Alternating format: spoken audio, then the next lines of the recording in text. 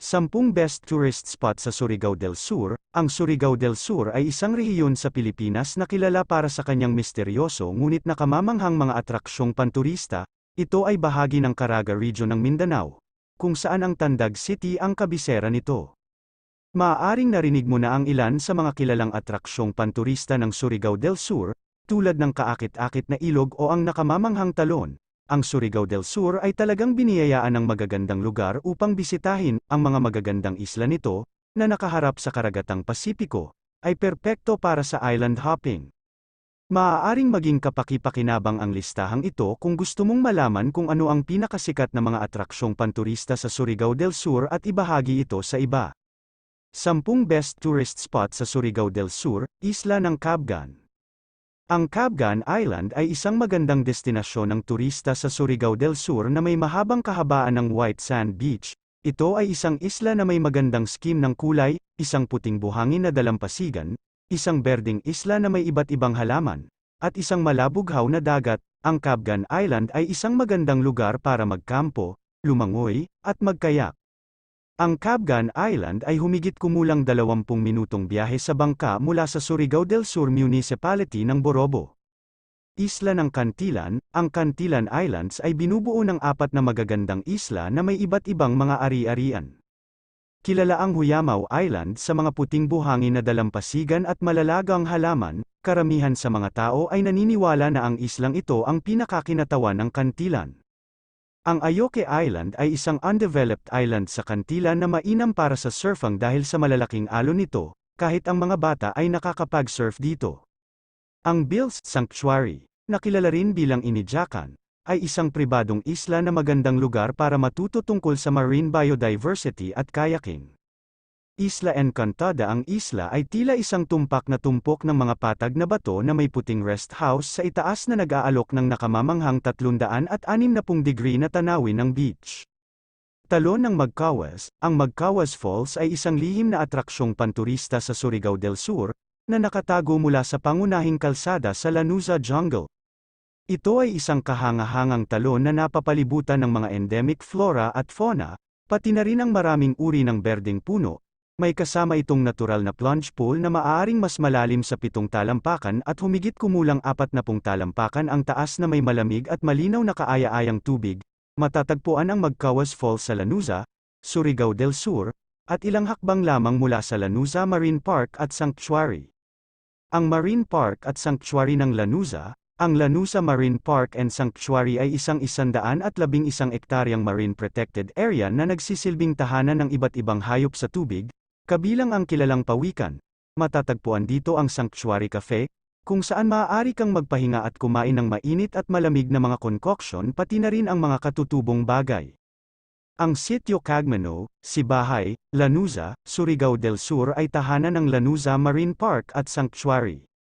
Surfing grounds ng Lanuza. Pagdating sa surfing, ang Lanuza ay isa sa pinakakilalang tourist destination sa Surigao del Sur. Ang mga alon sa baybayin ng Lanuza ay katulad ng mga alon sa Cud9, ang mga dayuhan at lokal na surfers ay naakit sa world-class na mga alon.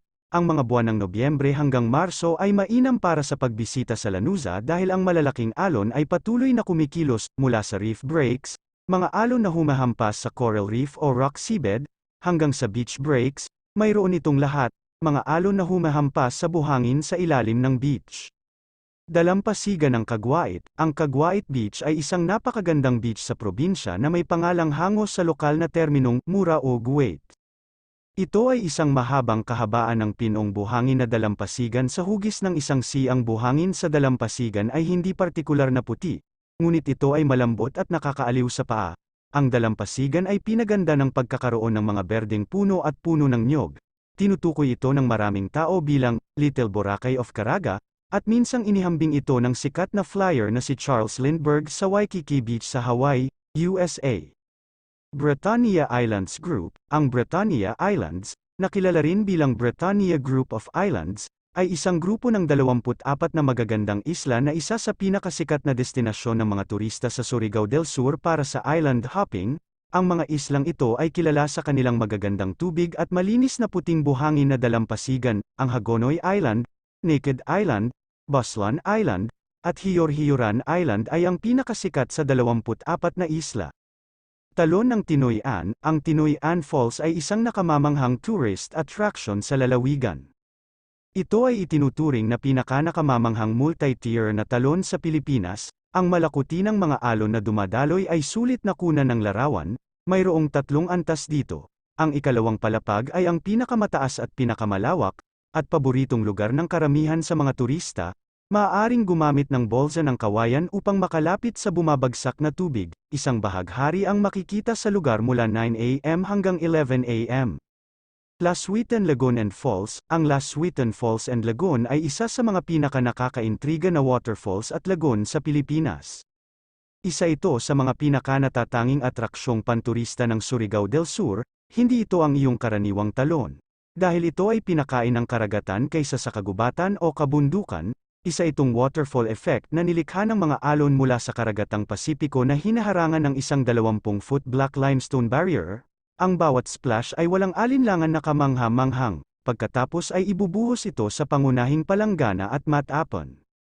Enchanted River. Ang Enchanted River ng Surigao del Sur ay isang sikat na tourist attraction. Ito ang pinakamisteryosong ilog sa Pilipinas, kung saan iniisip ng mga naninirahan ang mga engkanto, pixies, at sirena. Ang Enchanted River ay may napakalinis at transparent na tubig.